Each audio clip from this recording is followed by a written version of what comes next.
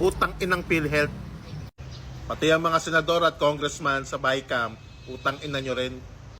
Bakit putang ina yung PhilHealth? Ayan o, tingnan ninyo kung magkano gastos nila sa Christmas party at saka sa 30th anniversary nila. 138 million. Pera ng manggagawa yan. Pera ng mga contributors yan ng PhilHealth. Ano yung mga gusto nilang pagkagastosan? Ayan o, putang ina, coffee table book. O, gusto nilang magkaroon ng mga anniversary logo display. O, special token para sa mga empleyado daw nila. Tumbler, shirt, jacket, button, tote bag. Meron pang anniversary shirt, rep magnet, katsa bag. O, tapos meron pa silang sports meet na 32 million. Ilang milyon yung hayop na yan? Eh, pera namin yan. Kundi ba naman talaga makakapal ang mga mukha ninyo? Eh, ano na naman kaputang inahan ng ginawa ng mga magagaling yung senador at saka congressman. Ayan, tingnan ninyo.